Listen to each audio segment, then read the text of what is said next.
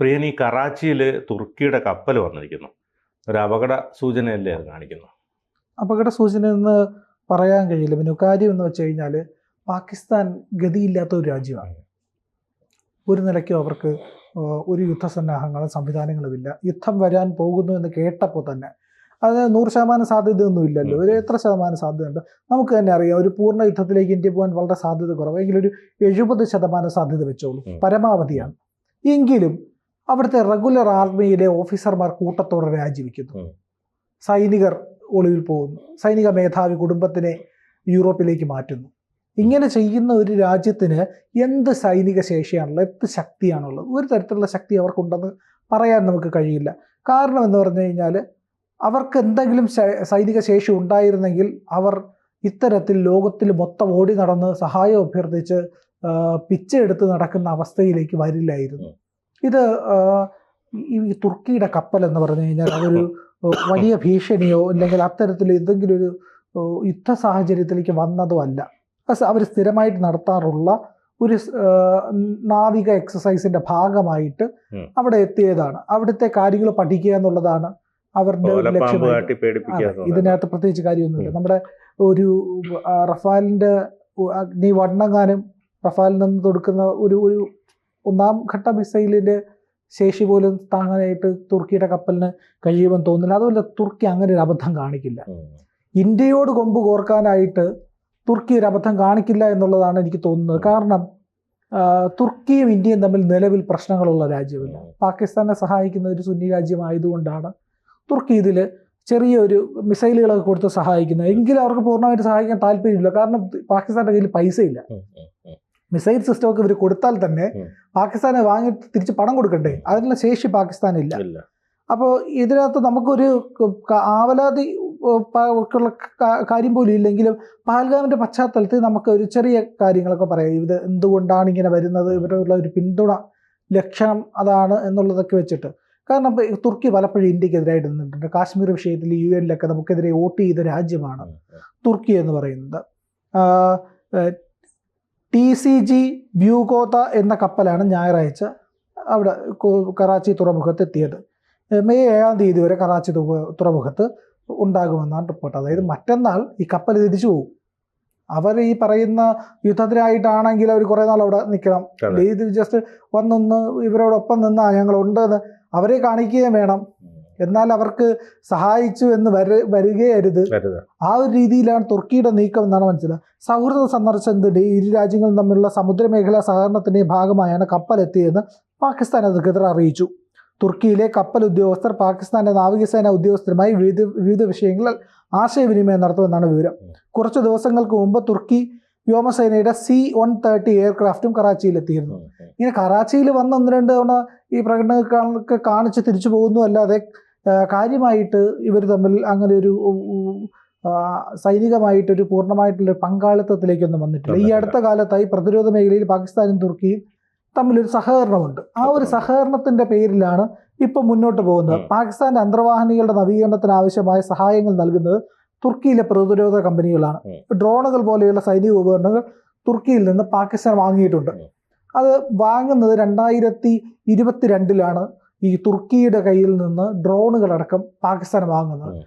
പക്ഷേ ഇത് ഈ പറയുന്ന അതിൽ ചില ഡ്രോണുകൾ ഇന്ത്യക്കെതിരെ ഉപയോഗിച്ചിട്ടുണ്ടായിരുന്നു. അത് ഏത് ഘട്ടത്തിൽ എന്ന് പറഞ്ഞു കഴിഞ്ഞാൽ 1-2 ഡ്രോണുകൾ കാശ്മീരിൽ സൈന്യം വെടിവെച്ചിട്ടുണ്ടായിരുന്നു. ആ ഡ്രോണുകളിൽ നിന്ന് 1-2 മാഗസീൻസുകൾ, ബുള്ളറ്റുകൾ നിറയ്ക്കുന്ന മാഗസീനുകളും കുറച്ച് 1-2 മറ്റ് വെടിക്കോപ്പുകൾ പോലുള്ള കാര്യങ്ങളൊക്കെയാണ് കിട്ടിയത്.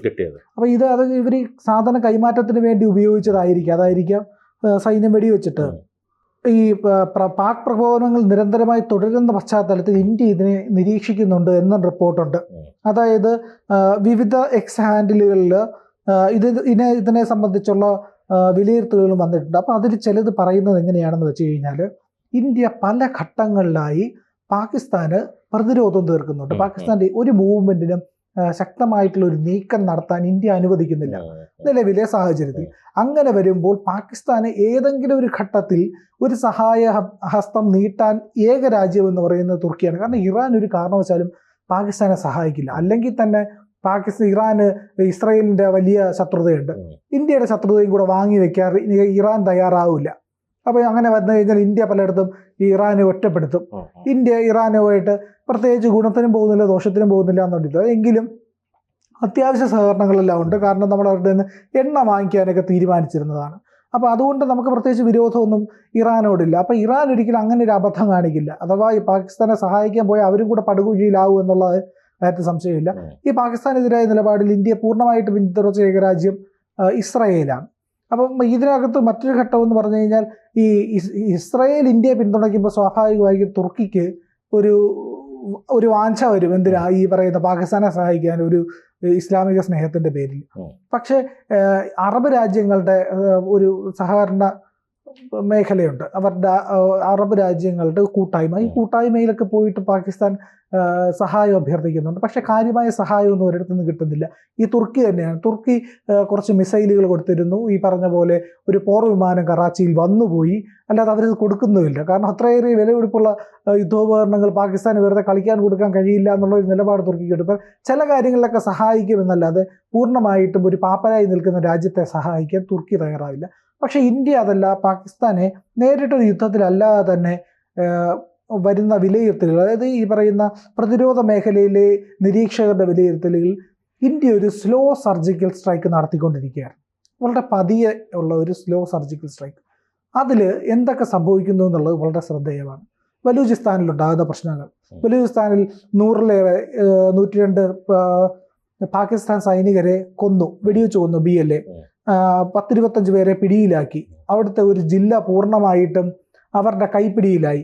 പാകിസ്ഥാന്റെ പകുതിയോളം വരുന്ന മേഖലയായിട്ടുള്ള ബലൂചിസ്ഥാൻ സ്വന്തം നിലയ്ക്ക് ഭരണം നടത്താനുള്ള എല്ലാ നീക്കങ്ങളും നടത്തുന്നുണ്ട്. കാരണം അവരുടെ സൈന്യം മൊത്തം ഇപ്പോൾ ശ്രദ്ധ കേന്ദ്രീകരിച്ചിരിക്കുന്നത് ഇന്ത്യൻ അതിർത്തിയിലാണ്. അങ്ങനെ വരുമ്പോൾ ബലൂചിസ്ഥാൻ വളരെ പെട്ടെന്ന് സ്വതന്ത്രമാവാനുള്ള എല്ലാ സാധ്യതയുണ്ട്. രണ്ടാമത്തെ കാര്യം, സിന്ധ് പ്രദേശം എന്ന് പറയുന്ന സ്ഥലം മുഴുവൻ അവരും വിട്ടുപോകാനായിട്ട് വലിയ പ്രശ്നങ്ങൾ ഉണ്ടാക്കുന്നുണ്ട്. കാരണം ഇന്ത്യ ചെനാബിലെ വെള്ളം ഒഴുക്കി വിടുന്നത് പൂർണ്ണമായിട്ടും കട്ട് ചെയ്തിട്ടുണ്ട്. അതായത് അവരുടെ മന്ത്രി പറഞ്ഞു, നമ്മൾ ഡാം കെട്ടുകയാണെങ്കിൽ അതിലേക്ക് മിസൈലേക്ക് തകർക്കുമെന്ന് പറഞ്ഞിരുന്നു. അങ്ങനെയാണെങ്കിൽ ആ നിമിഷം തന്നെ മന്ത്രിയുടെ പ്രസ്താവന മാധ്യമങ്ങളിൽ വന്ന് മണിക്കൂറുകൾക്കുള്ളിൽ തന്നെ ഈ ചെനാബിലെ ഡാമുകളുടെ ഷട്ടറുകൾ അങ്ങ് താഴ്ത്തി. ഇപ്പം ചെനാബ് വറ്റി വരണ്ട് കിടക്കുകയാണ്. സിന്ധിൽ വെള്ളമില്ല എന്നുള്ള വലിയ പ്രശ്നം. ഇപ്പം തന്നെ ഇന്ത്യ ഇത്രയൊക്കെ ചെയ്തപ്പോൾ തന്നെ പൂർണ്ണമായിട്ടും പലയിടത്തും അടച്ചിട്ടില്ല എങ്കിൽ കൂടിയും ചില സ്ഥലങ്ങളിൽ ഉള്ള